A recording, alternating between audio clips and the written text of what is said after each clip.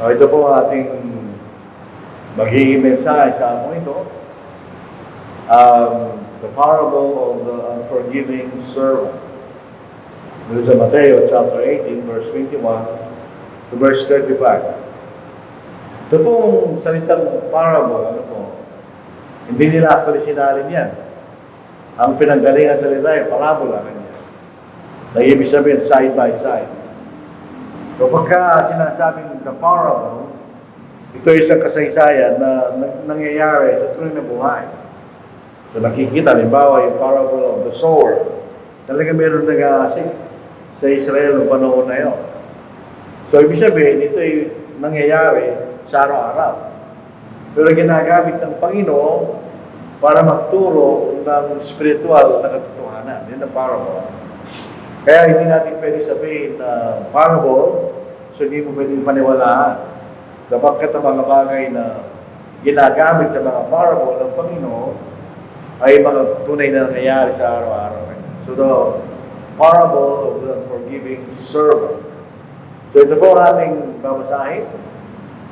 Pagkatapos ay lumapit si Pedro, sinabi sa kanya, Panginoon, makailang ulit magkakasala aking kapatid labang sa akin at sa aking patatawarin hanggang sa makapitubahan. Sinabi ni Jesus sa kanya, hindi ko sinasabi sa iyo hanggang sa makapito, kundi hanggang sa makapitong-pito. Kaya ang kaharian ng langit ay mayambing sa isang hari na nagnais na makipag-ayos sa kanyang mga lipin tungkol sa kanilang mga utak. Nang pasimulan na niya pagkukwenta, iniharap sa kanya ang isang nagkautang sa kanya ng 10,000 talento. So in other words, yung talento ito, talent, ito'y pera. Palibasa, wala siyang may bayad. Ipinagutos ng Panginoon niya na siya ipagbili. Pati ang kanyang asawa at mga anak at ang lahat ng kanyang ari-arian upang sila'y makabayad. Dahil dito yung nagluhod ang alipin, nagsasabi, Panginoon, pagpasensyan mo ako at babayaran mo lahat sa iyo. Dahil sa habag ng Panginoon sa alipin yun, siya'y pinalaya at pinatawad sa kanyang mga utang na niya. Ngunit ang alipin din yun sa kanyang paglabas ay natagpuan ang isa sa mga kapwa niya alipin na nagkautang sa kanya ng 100 denaryo. Sinunggapan niya ito, sinakal at sinabihan, bayaran mo ang utang mo. Kaya nagluhod ang kanyang kapwa alipin at nakiusap sa kanya na nagsasabi, pagpasensyan mo ako at babayaran kita. Ngunit ayaw niya. Siya umalis at pinabilanggo ang kapwa alipin hanggang sa mabayaran ito ang utang. Na makita ng mga kapwa alipin ang nangyari, sila'y labis na nabahala. Umalis sila at sinumbong sa kailang Panginoon ang lahat ng nangyari. Kaya pinatawag siya ng kanyang Panginoon at sinabi sa kanya, ikaw na sa mga lipin, ipinatawag ko sa iyo ang lahat ng utang na iyon sapagkat nakiusap ka sa akin. Hindi ba dapat kang mahabag sa iyong kapwa alipin kung paano nahabag ako sa iyo? At sa galit ng kanyang Panginoon, ibinigay siya sa mga tagapagparusa hanggang sa magbayad siya sa lahat ng kanyang utang. Ganyan din naman ang gagawin sa bawat isa sa inyo ng aking Ama na nasa langit kung hindi nyo taos-pusong patatawarin ang iyong kapatid. So itong talinhagang ito, obviously, ito yung patungkol sa pagpapatawad sa mga kapatid na nagkasala. So isipin po natin yung context. Kung hindi natin alam yung kaugalian ng panahon na yun, hindi natin makikita yung maunawang lubos, yung sinabi ni Pedro. Dito po sa parables of Jesus, yung mga rabbi, yung mga nagtuturo sa noon yun, naniniwala sa panahon na yun na ang tao ay pwedeng patawarin ng 3 beses sila. At wala, hindi na ihigit doon.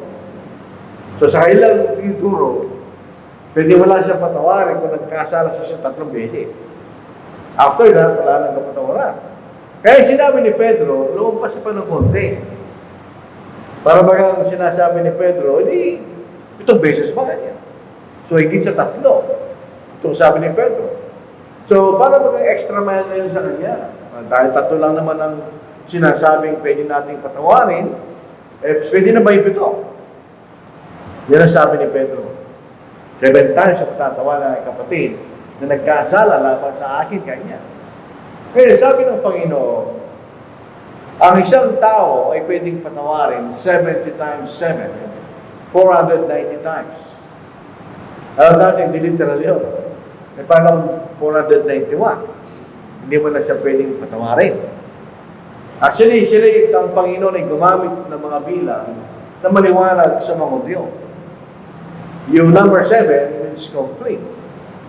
Halimbawa, 7 araw sa isang linggo. Number 10, ganun din. Ito yung bilang ng kasanggalan. So, 490, 7 times 7 times 100, di ba? So, ang ibig sabihin ng Panginoon, itinuturo niya walang hanggan ng pagpapatawad niya. Kung ang isang kapatid ay talagang humingi ng kapatawaran. So, si Pedro ay maaaring nabigla sa sagot ng Panginoon. Ngayon sa kanya, 7 times lang.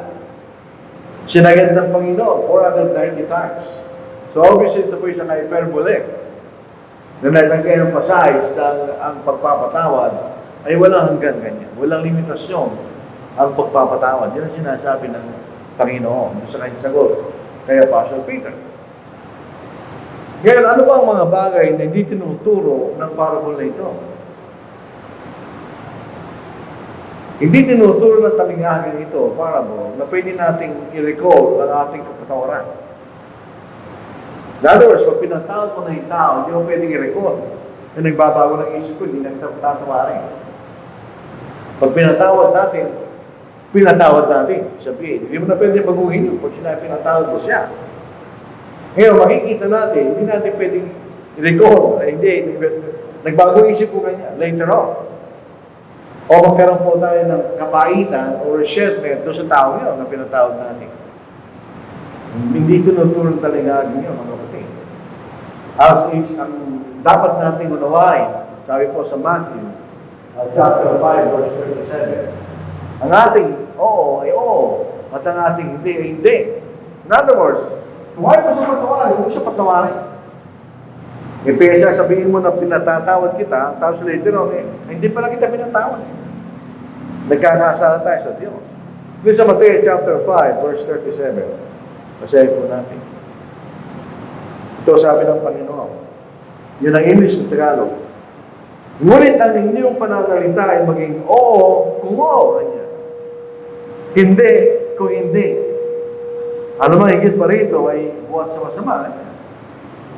So, in other words, pag siya may pinatatawad ng kita, dapat pinatatawad mo na yun. Yun ay yes. O kung ayaw mong patawad, huwag mo patawarin. Pwede natin sabihin, pinatatawad ka later, o hindi pa na kita pinatawad. Yun po ay nagkakasala tayo sa Panginoon. Pagkagano. Hindi rin po itinuturo na ang pagkakaroon ng malaking pagkautang ay hindi kasalanan. Kasi 10,000 talents yun. So malaking pera yun. Hindi tinuturo ng Panginoon na pwede ka magkautang ng marami. Ang katotohanan niya, tayo po mga Kristiyano, tinuturuan tayo maging masaya na o content. Kung ano man ang kalagayan natin sa sanglibutan ito, tayo tinuturuan na magkasya tayo doon. At necessarily, nandun ka na lang. Hindi ibig sabihin, may pagsalamat tayo, maging masaya, kung ano man ang kalagayan natin sa mundo. Ginawa po natin. Subalit ang kabanalan na may kasiyahan ay malaking pakinabang sa ating pananampalataya. Hindi siya nagsasalita o dala ng pangangailangan sapagkat aking natutunan ang masiyahan sa anumang kalagayan aking kinaroroonan. Marunong akong magpakababa, marunong din naman akong magpakasagana. Sa mga bagay at sa lahat ng bagay, natutunan ko ang lihim sa kabusugan at bagay sa kagutuban at bagay sa kasaganaan at bagay sa kasalatan. Lahat ng mga bagay aking magagawa sa pamagitan niyang nagpapalakas sa akin kanya. So, kung titignan po natin yun ang sinasabi doon. Na tayo po'y magmasyahan. Kung ano man ang kalagay, hindi naman ibig sabihin, doon ka na lang. Pwede kang mag-effort at ikaw may masenso. Pero ano man ang kalagay mo kanya, kailangan maging masaya na. You'll be content. Saan magkalagay na meron ka bilang isang Kristyano. Muna nating pagnasaan ng kasaganaan ng sanlibutan ito. Ngayon, kung meron kang kakayahan, very good, wala problema yun. Pero kung wala ka namang kakayahan, at pinag-iibutan mo yung kasaganaan ng sanlibutan ito, hindi mo naman kaya, nagkakasala tayo. Sapagkat umigit ka sa iyong kakayahan. Ang mangyayari na magkakautang ka, ay magkasalanan nyo. Dedication po natin. Pero kung ang ating kaisipan ay nakatuon sa mga espiritu ng mga bagay, at hindi sa kayamanan ng sanlibutan ito, ang pagkakautang hindi problema yan. Kasi kung tayo po ay masasya sa mga bagay na tayo, ay wala problema. Mangutang kung kaya mabayaran. Pero huwag kang mangutang kung hindi mo kaya mabayaran. Tayo nagbibigay tayo ng stress sa ating buhay doon at nagkakasala tayo. Sa Colossians chapter 3, verse 1 to 3, sinasabi nito yung priority natin. Ano ba priority mo? Alam mo, mahalaga sa iyo bilang isang Kristiyano. Ang mahalaga sa atin bilang Kristiyano, hindi natin sinasabi, ibang mga bagay hindi mahalaga. Pero pinakamahalaga sa isang Kristiyano ay ang mga bagay na spiritual. Yun ang ating priority. Yun ang mahalaga sa atin. Kung kayo nga'y muling binuhay na kasama ni Kristo, God bless tayo na bautismo tayo, ay hanapin ninyo mga bagay na nasa itaas na kinaroonan ni Kristo na nakaupo sa kanan ng Diyos. Ituon ninyo ang inyong pag-iisip sa mga bagay na nasa itaas, hindi sa mga bagay na nasa ibabaw ng lupa. Sinasabi lang ni Pablo ay yung priority. Kung ano mas mahalaga. Sapagkat kayo namatay na, at ang inyong buhay ay natatagong kasama ni Kristo Jesus kanya. So in other words, tayo mga Kristiyano, nagkaroon na tayo ng pagbabago. Hindi na tayo katulad ng tao sa libutan. Tayo maasa na ng kaligtasan sa Panginoon. Yan ang ating inaasam. Yun ang pinakamahalaga sa atin. Yung sa Matthew chapter 6, verse 19, kung nasaan daw ang ating kayamanan, nandoon ang puso mo kanya. Sabi po natin. So in other words, ano kayamanan mo kanya? Doon ang kasiyahan mo, doon ang puso mo kanya. Huwag kayong magtipon ng mga kayamanan para sa iyong sarili sa lupa, na dito'y naninira ang mukbok at ang kalawang, at ang mga magnanakaw ay nakakapasok at nakakapagnakaw. Kundi magtipon kayo para sa iyong sarili ng mga kayamanan sa langit, na doon ang mukbok at ang kalawang ay hindi nakapaninira, at ang mga magnanakaw ay hindi makakapasok, hindi makapagnanakaw. Sapagkat kung nasaan ang inyong kayamanan, andun din naman ang inyong puso. So, kung ating nakatuon ay sa matindi na bagay, ito ang puso mo kayo. Pero kung diyan tungo sa makayamanan sa langit, yung espiritu na bagay na ating ginagawa, na hindi mawawala, ang ating puso ay nakatuon sa langit. Hindi sa lupa. Hindi makikita natin. Pero ang tinuturo ng parable na ito, yung malaking pagkakautang natin sa Diyos. The great debt we owe sa Diyos. Yun ang tinuturo dito. Tingnan ninyo yung pera, yung panahon na yun. Yung 1 shekel, yun po ay 4 na araw na sahod. 4 days wages. Yun ang 1 shekel. Ngayon, yung 1 talent costs 3,000 shekels. Pag ikay magtatrabaho 7 times a week for 33 years, magkakaroon ka ng 3,000 shekel o 1 talent. Ay yung pagkakaroon niya, 10,000 shekel talents. So yun ay 30 million shekels. Ano ang babayaran niya? So saan pa kalaki na kanyang pagkakautang? Hindi natin alam ilang taon na gugugulin ng alipin na yon para mabayaran niya yung utang niya. Ito isang imposibleng mababayaran niya sa laki ng kanyang pagkakautang sa kanyang Panginoon. Ito'y ginamit ng Panginoon, hindi sa utang ang pinag-uusapan, kundi sa ating kasalanan ngayon. Yun nakikita natin. Yung dakilang pagkakautang natin. Pag tayo po ay nagkasala ng isang pagkakasala, yun ay dakilang pagkakautang sa Diyos, na wala tayong paraan para bayaran natin yun sa Kanya. Kahit magtrabaho tayo 7 days a week for the rest of our life, hindi natin pwedeng bayaran ng ating kasalanan sa Diyos. So, anong gagawin natin sa ating utang? Ang ating kasalanan, hindi natin mababayaran. So, tayo lumalapit sa Diyos. At nag-umingi tayo ng biyaya doon sa napakalaking pagkakautang natin sa kasalanan. Lumalapit tayo sa Diyos. So, yung pong malaking 1,000 panos sa pagkakautang ay naglalarawan sa isang kasalanan na gagawin natin. Para natin babayaran yun sa Diyos. Yung ating isang pagkakasala lang, hindi naman tayo nagkakasala ng isa lang. Sa ating buhay, tayo maraming pagkakasala magagawa natin. Di ba? So tayo bumupunta sa Diyos na ating dakilang hari. Nung pinatawad ng Panginoon sa parable, doon sa napakalaking pagkakautang, ipinakikita noon ang biyaya ng Diyos. The unexpected and undeserved grace. Ang pagkakaawaan ng kanyang Panginoon doon sa alipin. Yung kaawaan ng Panginoon sa kanyang alipin na nag-udyok para patawarin niya yung utang niya. Yun ang biyaya na sinasabi natin. Yung kaawaan at biyaya, magkapareho pero magkaiba. Ang root ng grace ay yung kaawaan. Kaya mo siya patatawarin dahil kayo naaawa kanya. So, napakalaki ng ating pagkakautang pag nagkasala tayo. Yung Diyos na nilalarawan ng Panginoon sa parable na ito ay binigay niya kanyang kaawaan sa lahat ng tao. It's available sa lahat ng mga tao. Kahit na malaki ang ating pagkakautang, yun ay patatawarin ng Diyos. Dahil sa ating sariling paraan, ang tayo magagawa. Sa Mateo chapter 16, verse 26. Ito po ang ating mababasa, mga kapatid. Sapagkat mapapakinabang ng tao, dapat dito mapapakinabangan.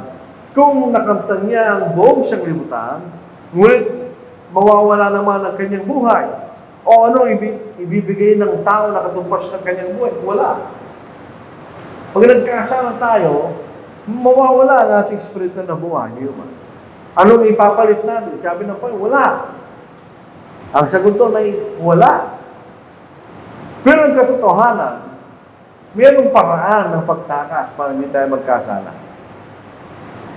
Dito sa 1 Corinthians chapter 10, verse 13, no temptation has overtaken you except such as is common to man. Yung lahat ng tukso natin na naranasan ng tao yan. But God is faithful, will not allow you to be tempted beyond what you are able, but with the temptation, we also make the way of escape that you may be able to bear it. So mayroong paraan ng pagtakas. Mayroong paraan na tayo makaiwas. Pwede tayo magkas. Unfortunately, karamihan sa atin, hindi tayo tumatakas. Ito'y nangyari kay Adam, kay Eve, kay David, at lahat tayo. Ano ang paraan para tumakas ka? Pero hindi natin pinili yun. Hindi natin magkasala. In-ignore natin yung paraan na tayo tumakas. Sa Romans chapter 3, verse 23, sinasabi ni Pablo, lahat ay nagkasala na at hindi nakaabot sa kalulati ng Diyos. Hindi natin pinili na tumakas. Pinili natin magkasala. May available na tayo tumakas. Pero karamihan sa atin, kaya nagkakasala tayo, hindi natin pinili tumakas tayo. Pinagbigyan natin ang ating pita ng laman. Pero, bagamat gano'n, pinabayaan natin ang paraan ng Diyos para hindi tayo magkasala. Nandun pa rin ang pagmamahal niya sa atin. Meron pa rin tayo pag-asa. Kahit nagkasala tayo, meron tayong pag-asa. Kung tayo po tunay nagsisisi sa ating mga pagkakasala, doon natin makikita ang kanyang kaawaan. Kasi patatawarin ka ng Panginoon. Pero mo, kayo nagsisisi. Tayo patatawarin ng Panginoon. Subalit, pag hindi natin pinansin, we minimize, we ignore ang ating mga kasalanan. Ito ang problema natin. Problema natin lahat. Minsan kahit nagkasala tayo, ayaw natin tanggapin. Ayaw natin ayusin sa ating sarili ang ating pagkakasala. Kasi tinatago natin. Ayaw nating aminin na tayo nagkasala. Sa Jeremiah chapter 10, verse 23, alam ko, Panginoon, na ang lakad ng tao ay wala sa kanyang sarili. Wala sa tao lumalakad na magtuwid ng kanyang makbag. Ito human nature. Ini-ignore po natin, minimize natin ang ating kasalanan. Pag ginawa natin yan, minimize din natin o ini-ignore natin ang biyaya ng Diyos. Paano kanya patatawarin? Paano magiging available ang pag-asa niya kung hindi mo tatanggapin na ikay nagkasala at kailangan mo magsisi? Hindi ka matatawarin ng Panginoon pagkano. O kaya, pag nagbibigay tayo ng pag-asa sa ating sarili, kahit nagkasalan tayo, sasabihin natin, hindi naman ganun kasama ang aking ginawa. Sasabihin ng mga tao yun. Hindi naman ganun kainit ang impyerno. So, bakit po kanya papasin yung biyaya ng Diyos? Sinasabi natin ngayon niya, pero pag doon ka na sa impyerno, hindi mo naman sasabi yan. Ayaw nilang tanggapin ang biyaya ng Diyos, nagbibigay sila ng alibay, hindi naman ganun kasama kanya. Para maparusahan. O maparusahan man ako, hindi naman ganun kainit ang impyerno kanya. O hindi tayo palapit sa biyaya ng Diyos. Minsan marami tayo naaralan ng Ebanghelyo, hindi sila naniniwala. O mga kapatid, nagkakasala, ayaw nila magsisi. Pero gano'n naman ang kalagayan natin, ang biyaya pa rin, naghihintay sa atin. Ayaw niya ang sino man sa atin ay mapariwala o mapahamak sa wala hanggan. Yun po sa Pangalang Pedro, chapter 3, verse 9, ito'y sinasabi ng Apostle P, ang Diyos ay mapagpahinood sa atin. Binibigyan tayo ng pagkakataon ng Diyos. Masahin po na sa Pangalang Pedro, nung paso, naging unang-una ito. Sa ikatlong kabanata, sa ikasyam na talata, ito po, hindi mabagal ang Panginoon tungkol sa kanyang pangako na gaya ng kabagalang itinuturo ng iba. Kundi matyaga sa inyo na hindi niya ibig ng sino man ay mapahamak, kundi lahat ay dumating sa pagsisisi. Hintay ng Panginoon. Binibigyan tayo ng pagkakataon. Kaya kasabihan ng masamang damo ay mahirap mamatay. Totoo yun. Binibigyan ka lang ng Panginoon ng pagkakataon na magsisi. Binibigyan ka doon ng pagkakataon kahit ano, na hindi natin pinapansin. Pero kailangan natin unawain ng Diyos ay isang matuwid na hari. God is a just king. Tingnan niyo yung timbang ng ustisya, pantay. Ang Diyos ay pantay, hindi siya kumikilig. Kaya naman sa atin. Pasilin natin sa kasaysayan, nung isumbong nila yung alipi mapangapi, ayaw magpatawad. Meron siyang ginawang paraan. Hindi niya in-ignore. Kailangan din parusahan yung kanya dahil nagkasala siya. Ulitin po natin. Ngunit ang alipin din yun sa kanyang paglabas. So kapapatawad lang. Ay natagpuan ng isa sa mga kapwa niya alipin na nagkautang sa kanya ng 100 denaryo. Maliit lang yun. Sinunggaban niya ito, sinakal at sinabihan, bayaran mo, utang mo. Kaya nagluhod ang kanyang kapwa alipin at nakiusap sa kanya na nagsasabi, pagpasensyan mo ako ngayon at babayaran din kita. Ngunit ayaw niya, siya umalis at pinabilanggo ang kapwa alipin hanggang sa mabayaran niya ito ang utang. So, nangyari ito sa tao yan. Ito'y sinumbong siya na makita ng mga kapwa alipin ang nangyari. Sila'y labis na nabahala dahil nakita nila na pinatawad ng kailang Panginoon yung tao yun. Umalis sila at sinumbong sa kanilang Panginoon ang lahat ng nangyari. Kaya ipinatawag siya ng kanyang Panginoon at sinabi sa kanya, ikaw na masamang alipin, ipinatawag ko sa iyo lahat ng utang na iyon sapagkat nakiusap ka sa akin. Hindi ba dapat kang nahabag sa iyong kapwa alipin kung paano nahabag mo sa iyo kanya? At sa galit ng kanyang Panginoon, ibinigay siya sa mga tagapagparusa hanggang sa magbayad siya sa lahat ng kanyang utang. So, gano'ng katagal yun? Sa laki ng kanyang pagkakautang. Pero yun na makikita natin, hindi inignon ng Diyos yun. Kung tayo pinatawag ka ng Diyos at tayo magpatawad, alam ng Diyos yun. Hindi niya i-ignore yung bagay na ayaw nating magpatawad. So, sapagkat ang Diyos, dalawang kanyang sign. Sa Romans 11, verse 22, Tignan mo ang kabaitan at kabagsikan ng Diyos. Sa mga nahulog ay kabagsikan. Yung kabagsikan, pero yan. Ngunit sa iyo ay kabaitan ng Diyos. Pinagkondisyon.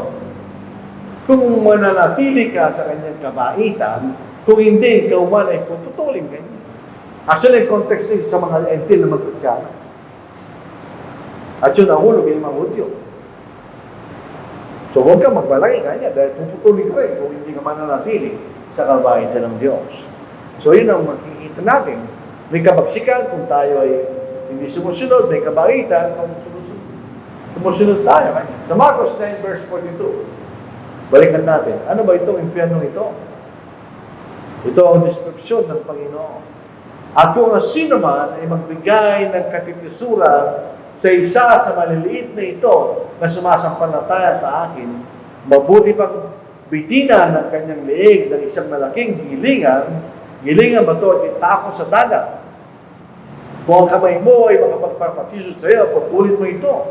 Mas mabuti pa sa iyo pumasok sa buhay na baldado kaysa may dalawang kamay at mapunta sa impyerno sa apoy na hindi mapapatay, na kung saan ang kanilang mauod ay hindi namamatay at ang apoy ay hindi napapatay.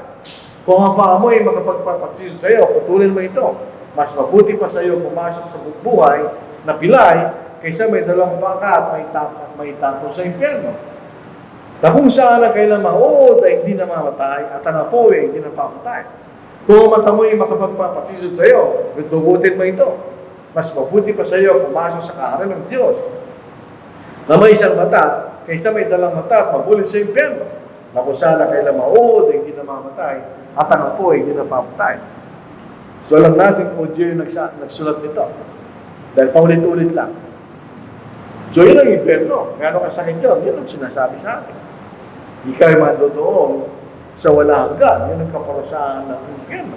Yung mga saksi ni Jehovah, pati ang mga kaibigan natin mga Katoliko, hindi pwede yung kanila. Hindi naman gano'n ng Diyos. Bakit kanya parusahan yung tao kanyang nilala? So hindi just punishment yun, sabi ng mga saksi. Ang just punishment kanya, mawawala ka lang. Biblia, annihilate, mawawala na lang. At sa Katoliko naman, may pag-asa ka pa kanya. Kung nagkasala ka na, di mabigat na pagkakasala, hindi ka pa rin parusahan ng Diyos. May parang pa rin. Pero, bakit tayo sasabihin yun sa Diyos? Ang Diyos lamang ang nakakabati kung ano yung perfect concept ng justice. Siya lang nakakalam nun. Siya lang ang makakagawa nun. Sa ating, sa lumuyang panahon, meron tayong mga korte, supposed to be, sila'y perfect sa kailang pagbibigay ng hustisya. Unfortunately, dito totoo yun. Marami mga korte corrupt. Hindi na ginagawa dapat nilang gawin. Pero ang Diyos hindi. Ang kanyang justice ay justice kanya. Sa ating kaisipan, hindi natin pwedeng sabihin mas magaling pa tayo sa Diyos. Sa Kawikaan chapter 6 verse 25, mayroong daan na tinamagin sa isang tao, yun ang kaisipan ng isang tao. Ngunit mga daan tungo sa kamatayan dulo, yun ang kaisipan natin. Hindi natin nakikita ang bunga ng ating ginagawa. Saksyon na po yan. Akala natin tama, pero unfortunately, pagdating ng araw, makita nagkamali ka sa iyong desisyon. Sa maraming pagkakataon, nangyayari sa atin yan. So bakit natin i-criticize yung punishment ng Diyos? Kung nga mga tao ngayon, kasama na tayo, ay tatanggapin lang natin ng Diyos ay matuwid. Hindi niya ini-ignore ang ating mga pagkakasala. At kinalain natin may impyerno na magpaparusa sa atin. So walang hanggang magbabago tayo. Siyempre, dahil ayaw mo parusahan. Although unfortunately, yung mga tao, tigas ang ulo. Yung mga naninigarilyo, ginawa ng Panginoon, ng gobyerno, yung pakete, na may mga karamulduman ng rawan ng sakit at dulot ng paninigarilyo, nigarilyo pa rin. Yung ganun katigas ang ulo. So, ang katotohanan, hindi tayo pwedeng patawarin kung hindi tayo nagpapatawar. Patatawarin lang tayo ng Diyos kung tayo marunong magpatawar. Sapagkat ang pagpapatawad natin sa ating kapwa ay katulad ng pagpapatawad ng Diyos. Sa Ephesians chapter 4, verse 31, lahat ng pait, galit po, pag-aaway at paninirampuri ay inyong alisin. Pati lahat ng kasamaan at maging mabait kayo sa isa't isa, mga mahabagin, nagpapatawad sa isa't isa, gaya ng pagpapatawad sa inyo ng Diyos kay Kristo. So ang ating pagpapatawad ay gaya ng pagpapatawad ng Diyos. In other words, kapag gusto tayong patawarin ng Diyos, humingi tayo ng tawad. Kaya patatawarin tayo ng Diyos. Kaya ganoon din, pag ang isang kapatid na nagkasala sa atin, ay hindi ihingi sa atin ng kapatawaran, hindi mo siya pwedeng patawarin. Hindi ka magtatanong ng sama ng loob, supposed to be, pero hindi mo siya pwedeng patawarin. Dahil pag tayo humingi ng kapatawaran, humingi tayo. Tayo humingi ng tawad sa Diyos. This is 1 John chapter 1, verse 9. Kung ipahayag natin ang ating mga kasalanan, kung pinahayag natin ang ating mga kasalanan, tinatanggap ang nagkasala ka at kayo nalulungkot, nalumpay sa iyong mga pagkakasala. Siya'y tapat at banal na magpapatawad sa ating mga kasalanan at tayo nilinisin sa lahat ng kaligwa, patatawarin tayo ng Diyos. Pero may kondisyon. Ganoon din ang pagpapatawad sa ating mga kapatid o sa ibang tao. May kondisyon din. Kung sila hihingi ng tawad sa atin. Kung ayaw nilang hindi natin siya na pwedeng patawarin. In the same manner, kung hindi tayo hihingi ng tawad sa Diyos, hindi rin tayo patatawarin ng Diyos. Yun ang paraan ng pagpapatawad ng Diyos sa atin, mga kapatid. So, ito, pag humingi ng tawad sa kapatid, ito ang naisip natin. Lalo na kung kay ganit na galing. Hindi ko tiyak kung nagsisiyan. Baka nagkukunan lang yung tao na yan. Ayaw nalaman.